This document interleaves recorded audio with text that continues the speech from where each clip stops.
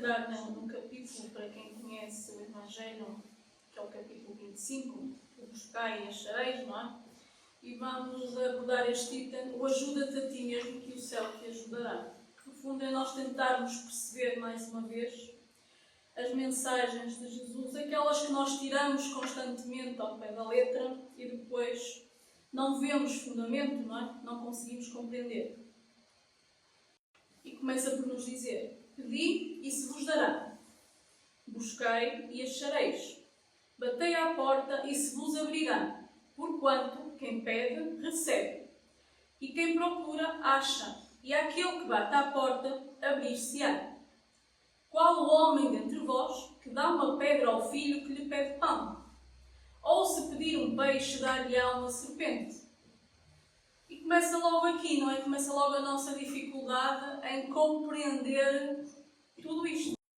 Quando lemos isto, o que é que nós pensamos? Há aqui logo um contrassenso. Então, Jesus diz: pedi, não é? E se vos dará. Portanto, no fundo, pede e chega tudo. E nós entramos logo num contrassenso que é o quê? Isto é tudo mentira. Porque eu peço, não é? Eu farto-me de pedir e nada daquilo que eu peço acontece. Então Deus existe? Não, está aqui qualquer coisa que está errado. Começa logo aqui este contrassenso. Porque nós compreendemos a mensagem? Nós compreendemos o que é que Jesus nos queria dizer com isto?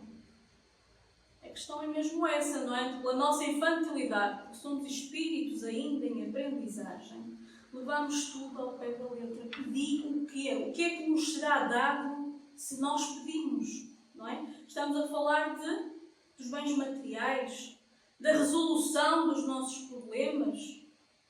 Nós ainda pensamos muito assim, não é? Recorremos normalmente a Deus ou como dizemos muitos de nós, a algo que está lá em cima, que eu não sei o que é, mas quando eu estou mais aflita, não é? Eu recorro e peço. Mas peço o quê? Para me resolver os problemas, para me tirar as dificuldades da frente.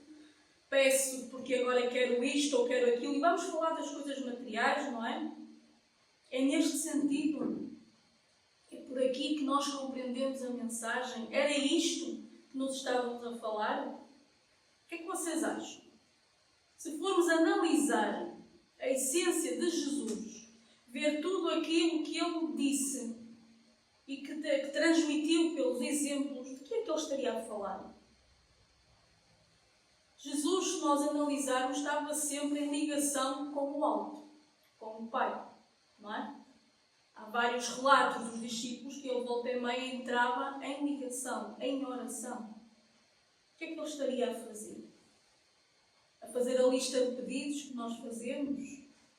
Com certeza que não. Não é? Ele estaria constantemente em ligação. Então, o que é isto? O buscai e achareis e o pedir se vos dará. O que é que nós recebemos do outro lado? Não é resolução dos nossos problemas. Não é solução para tudo. E também não é a lista das compras que nós pedimos. Não é isso. E não era disso que Jesus falava. Ele falava do alento, da coragem, entendem? Da capacidade de resolução. Porque há sempre uma equipa pronta para nos ajudar. Porque há aqueles irmãos que estão sempre acima de nós, mas que o que os move, o que os torna felizes, é estarem sempre em auxílio a todos nós, a fazer com que nós também caminhemos para lá. É isso que os move, é esse amor. Então, sempre que nós nos liguemos lá acima, obtemos o quê? A serenidade, a compreensão, não é? A força para resolvermos as nossas questões. E ele fala aqui: qual o homem dentre vós que lhe dá uma pedra ao filho que lhe pede pão? E é verdade, nós, como seres imperfeitos que somos, não é? A maior parte de nós que aqui estamos, que somos pais, sabemos perfeitamente que não podemos fazer as vontades todas, não é? Aos nossos filhos. E para aqueles que ainda vão a caminho de ser, também é uma questão de irmos aprendendo. Não é? Nós, mesmo com as nossas imperfeições, sabemos que nem tudo aquilo que os nossos filhos nos pedem é o ideal para eles. É o que ele diz. Se um filho te pede pão, tu dás-lhe uma pedra? Não. Ora, se tu, mesmo sendo imperfeito, não tens essa capacidade, tens o discernimento de perceber que não vais fazer isso, como é que Deus, que é misericordioso, não é? Que é supremo, irá fazê-lo? Não. Agora, nós muitas vezes pedimos a pedra para nós. Entendem? Mas não sabemos. Mas Jesus, que está acima de nós, Deus, que está acima de nós, sabe que aquilo não é bom para nós. Entendem? Daqui o exemplo que nos é dado. Do ponto de vista terreno, a máxima buscai e achareis é semelhante a esta outra. Ajuda-te a ti mesmo, que o céu te ajudará.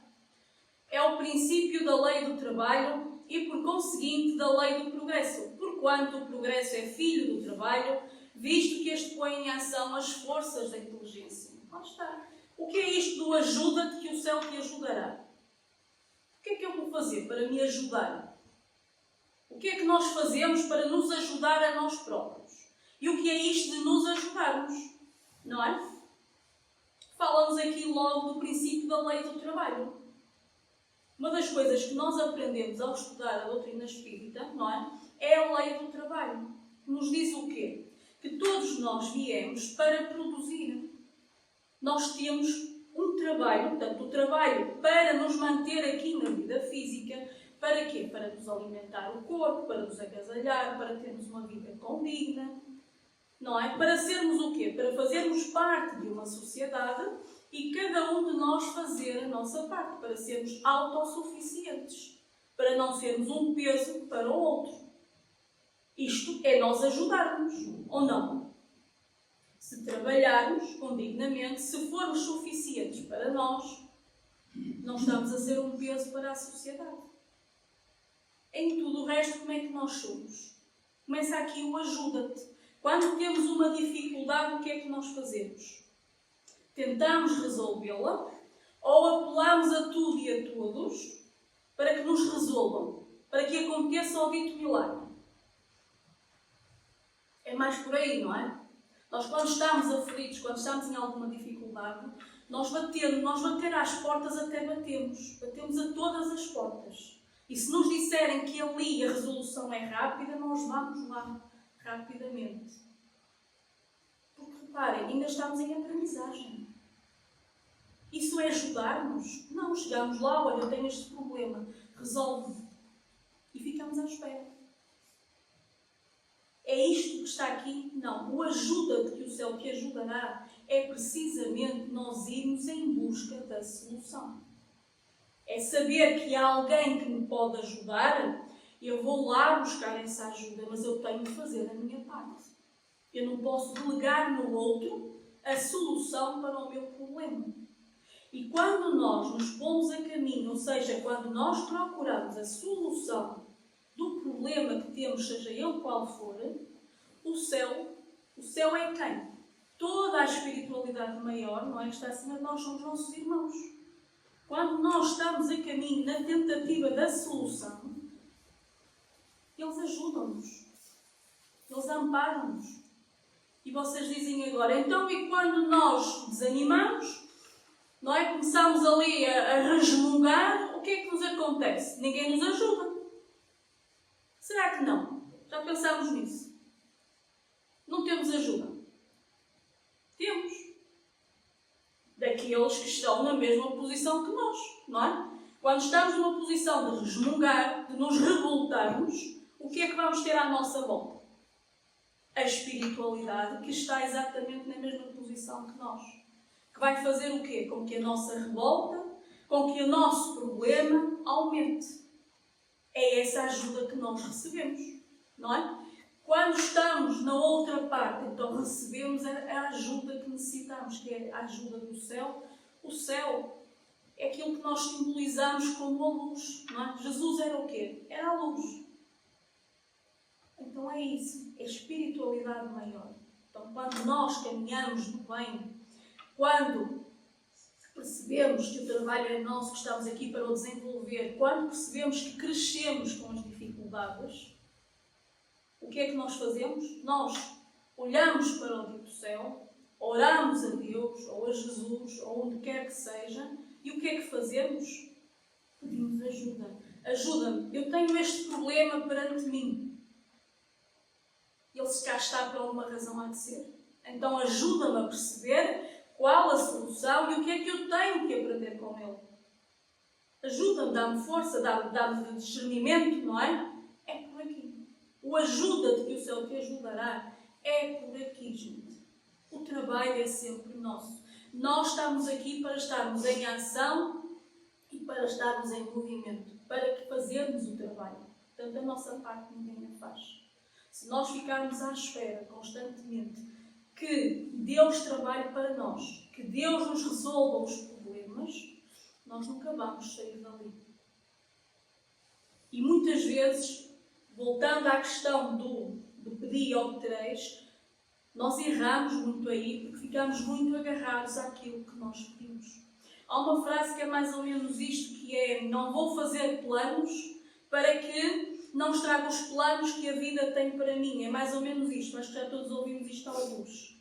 Isto tem aqui, é sábio. Porque isto quer dizer o quê? Muitas vezes a vida tem planos para nós e nós cismamos em que queremos ir por ali. Os mais jovens que aqui estão ainda têm pouca experiência, mas se calhar também já passaram por aí. Quantas vezes nós cismamos que queremos ir por determinado caminho? Seja uma profissão, seja no que estamos a estudar, seja onde for. Eu quero ir por ali. E parece que tudo dá errado, não é? E parece que nada acontece. E nós o que é que fazemos? Vamos e insistimos. E aquilo continua a dar problemas. Se nós muitas vezes parássemos para pensar qual era a mensagem, muitas vezes qual é a mensagem?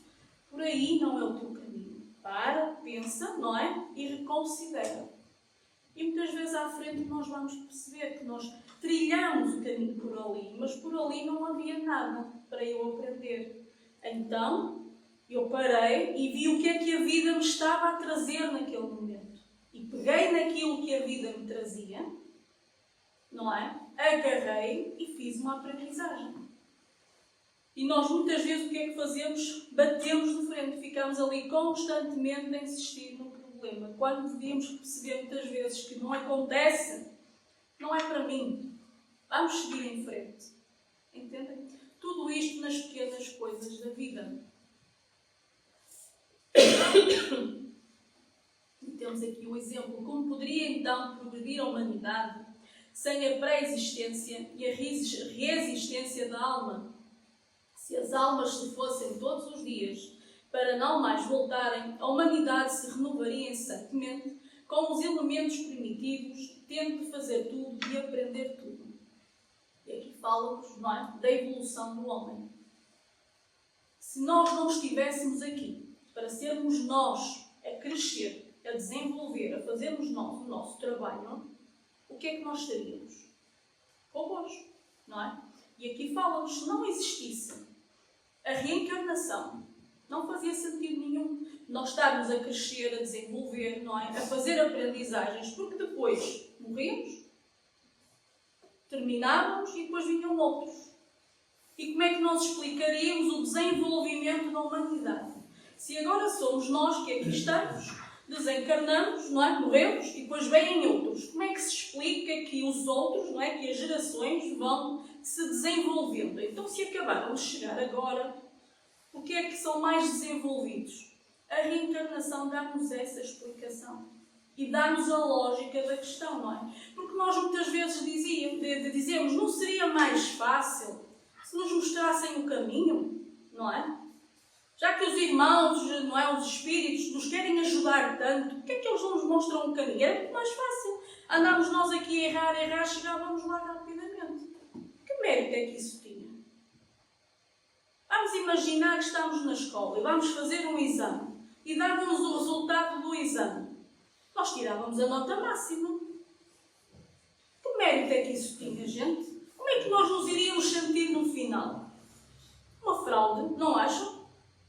Eu tirei a nota máxima, mas afinal deram tudo na mão, eu não sei nada. A vida é exatamente a mesma coisa. Se nos derem tudo de bandeja, nós somos robôs, não somos mais nada, não é? Não. Então Deus deu-nos o quê? O livre-arbítrio. Nós somos seres individuais que fazem o seu caminho. Então tudo aquilo que nós conquistamos é nosso. O trabalho é nosso, a conquista é nossa. Por isso é que nós somos todos tão diferentes. A espiritualidade diz-nos que nós, alguns, começamos todos no mesmo ponto, simples e ignorantes. E cada um de nós fez o seu caminho. Então nós hoje estamos onde a nossa caminhada nos colocou. Temos as dificuldades que são necessárias para o nosso desenvolvimento. E mais, por causa daquele do pedir, obtereis, que nós não compreendemos e que vamos ao pé da letra conforme aquilo que nos dá jeito, muitas vezes temos as dificuldades que nós criamos agora, por não aceitarmos, por não querermos perceber, não é? Por batermos de frente e fazermos birra e eu quero. E aparecem-nos muitas vezes as dificuldades resultado dessas nossas ações também. Mas nós temos sempre o livre-arbítrio. Então, o convite é precisamente esse. É a caminhada. É do género, caminha. Faz, que eu ajudo-te a fazer. Eu quando digo que te ajudo a fazer, eu não vou fazer o trabalho por ti. Mas eu vou-te dizer, anda, levanta-te. Tu consegues, não é? Tu és capaz, esforça-te um bocadinho. Anda lá que nós ajudamos-te. E quando nós estamos focados e quando estamos a trabalhar para o bem, as coisas parece que vão ficando mais fáceis. Não é? Parece que alguém abre caminhos e o trabalho vai crescendo. Porquê? Porque estamos no caminho certo. Mas temos de trabalhar. Entendem? Qual é o objetivo aqui? Não estamos todos para o mesmo. Se estamos todos para o mesmo, o objetivo é que nós, em grupo, nos entreajudemos. Mas o que é que nós ainda somos? Muito individualistas. É um facto. Muito egoístas ainda. Mas estamos a aprender. E então a primeira aprendizagem que temos de fazer, qual é que é? É perceber que todos à volta me podem ajudar. Mas se eu não me ajudar a mim própria, não há ninguém que eu possa fazer. Pode vir alguém ao lado e dizer, olha, pronto, eu vou-te ajudar, olha, tu consegues, pode-me vir a dar uma palavra de força, de ânimo, mas se eu continuo ali, e se eu continuo naquela escuridão, então não há ninguém que me tire dali do poço. Entendem? Sou eu.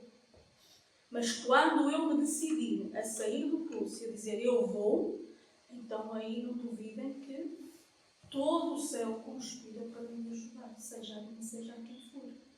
Porque quando estamos a trabalhar para Deus, quando estamos a trabalhar em Deus, tudo conspira a nosso favor.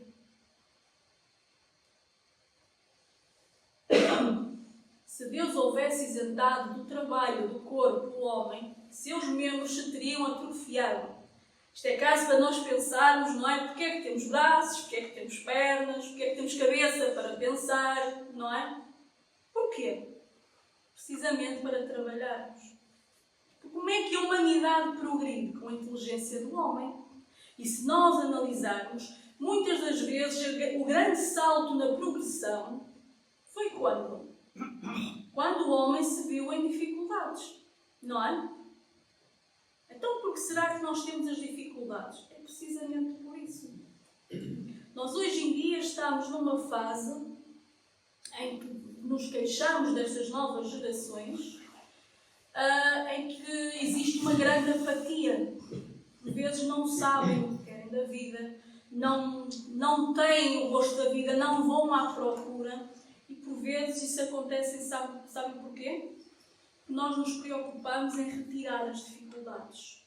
Tivemos uma vida lá atrás mais difícil e então às vezes achamos que retirar as dificuldades aos nossos filhos os vamos ajudar. Mais à frente vamos ver que não.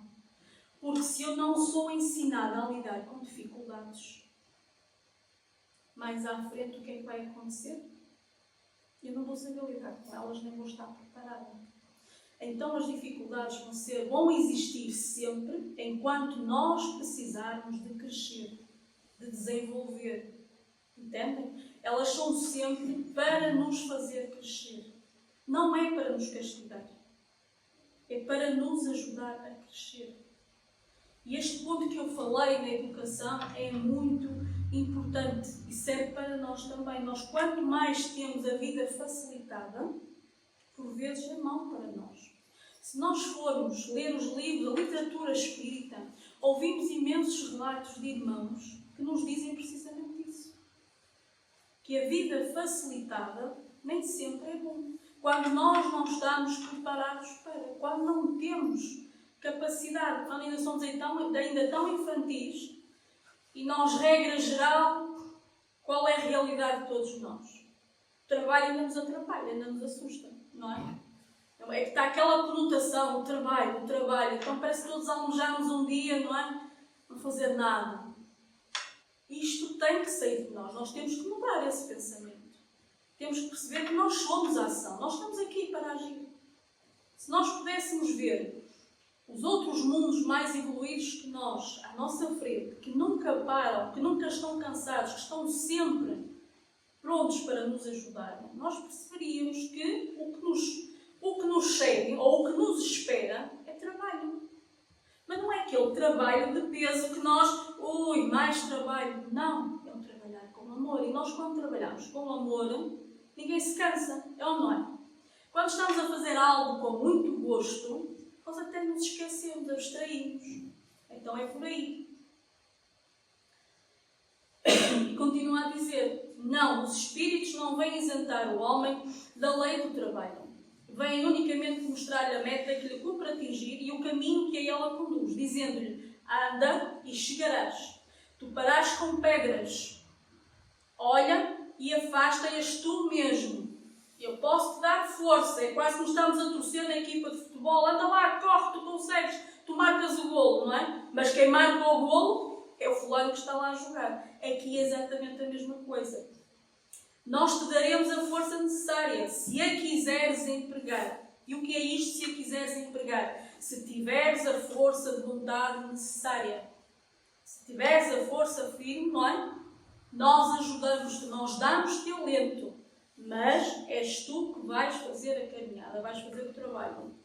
E o pedi e obtereis. O Emmanuel, no livro Escritos de Luz, ele diz-nos isto. Quem pede a riqueza material e não se previne contra as tentações da ociosidade e do egoísmo, certamente obtém a fortuna de mistura com amargas provações. Isto tem a ver com o tal pedido. Nós muitas vezes não temos a noção. Quantos de nós muitas vezes, eu queria que me saísse o euro milhões. E nem temos noção daquilo que dizemos. Quando deveríamos era pensar, ora, se me saísse, o que é que eu ia fazer com aquela quantidade de dinheiro? Será que eu tinha capacidade para, não é? E o que os irmãos nos dizem muitas vezes é que não, nós somos imaturos e ainda não temos essa capacidade. Então não percebemos que estamos a pedir o quê? A tal pedra, não é? Estamos a pedir a pedra no nosso caminho e não temos essa consciência. Quem pede a beleza física e não trabalha contra a vaidade, costuma receber a graça do equilíbrio orgânico em associação com dolorosas inquietudes. Lá está. Quando não sabemos lidar. Há um relato num livro, que agora não me lembro do livro, de uma irmã que pede para numa nova vida, numa nova reencarnação, ela pede para vir com o corpo deformado, agora não sei, exatamente com uma anomalia, ou seja, para não ser uma mulher bonita, vistosa, porque isso deu-lhe imensos problemas em vidas anteriores, porque ela não soube lidar com isso. Então isto é para nos dizer o quê? Que nós não temos noção daquilo que pedimos. E depois reclamamos. Afinal, Jesus disse, pedi e obtereis. Eu peço, não obtenho nada, que Deus é este. E Jesus estava enganado. Não. Nós é que ainda não sabemos o que é que devemos pedir. E muitas vezes o que devíamos pedir era o quê? Pai, eu tenho uma dificuldade. Dá-me força para a enfrentar. Eu acho que o caminho é por aqui. Mas, acima de tudo, se não for, faça-se a tua vontade e não a minha. E nós conseguimos fazer isto. Quando nós fazemos isto, o que é que nós estamos a fazer? Nós estamos a entregar a Deus. Estamos a assumir, não é? Que há algo acima de nós. Que há alguém que sabe mais do que nós. E que por muito que me doa, ou por muito que me contrarie, eu tenho que perceber que eu queria ir por ali, mas se não for por ali, então que eu tenha a força e o discernimento para ir pelo caminho mais adequado. E acima de tudo, que faça a aprendizagem. Porque todos nós, que já passamos por imensas dificuldades, se olharmos para trás, vamos ver que tiramos aprendizagens. Outras vezes não. Se ficarmos revoltados com as dificuldades que passamos, então não aprendemos nada. O que é que nos vai acontecer? Virá outro maior mais à frente. Vai-nos bater à porta para que nós despertemos. E ele continua a dizer, não é riqueza material que fere os interesses do espírito, e sim o mau uso que fazemos dela.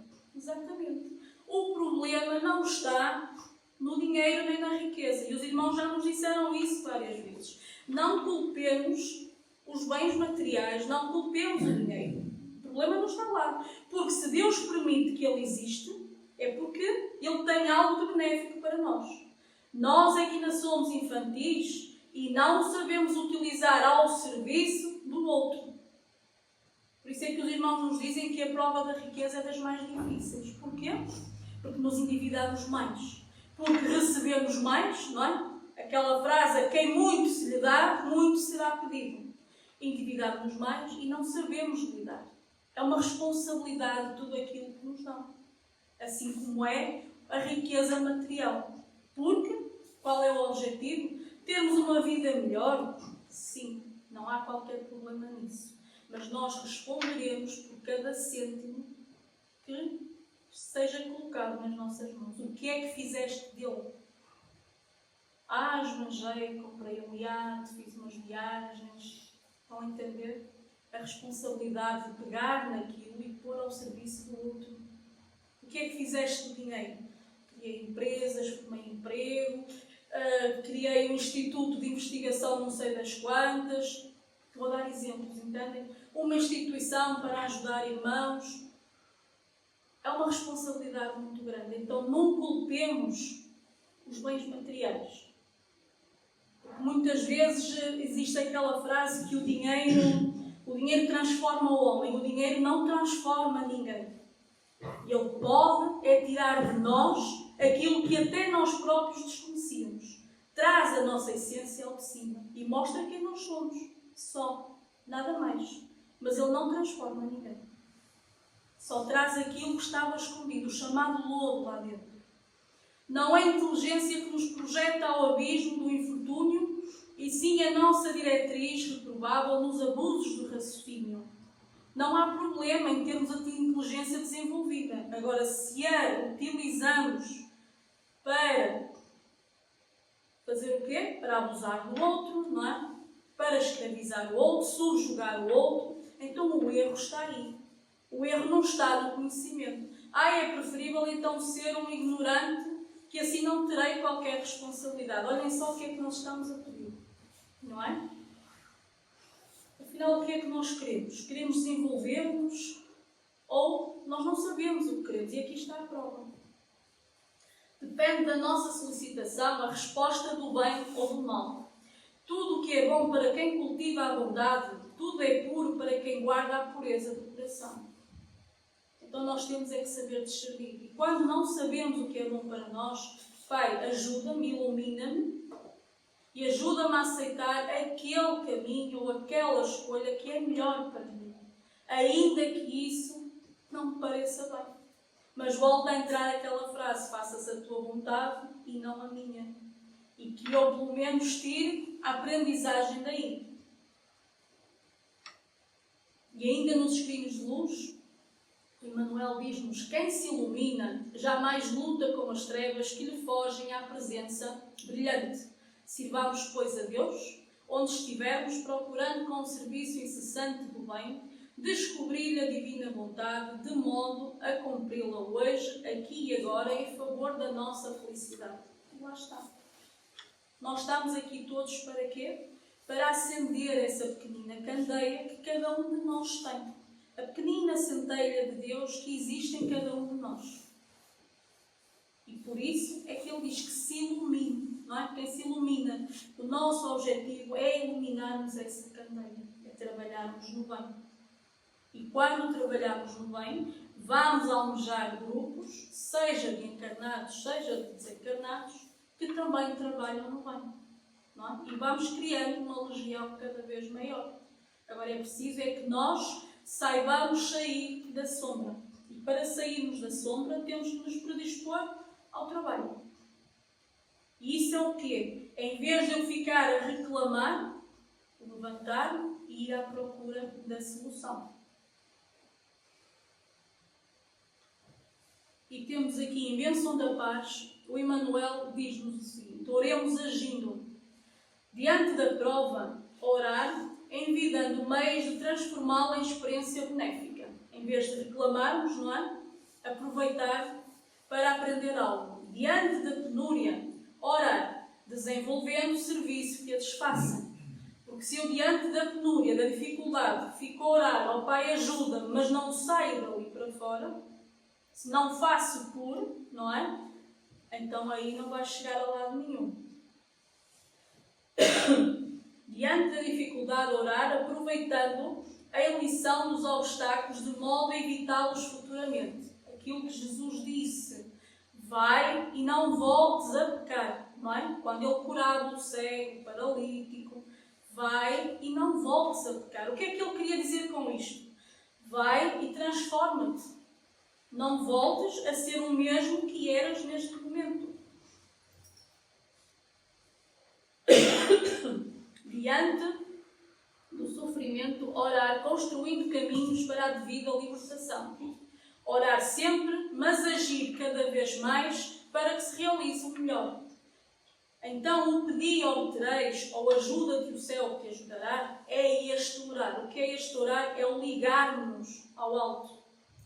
Mentalizarmos, cada vez que vem uma dificuldade, em vez de nós nos exaltarmos, perdermos as estribeiras, oremos, liguemos mentalmente para acalmarmos e automaticamente começar a procurar a solução à volta. E ela vai aparecer, nós vamos serenar, porque o que é que nós sabemos ou o que é que todos já percebemos?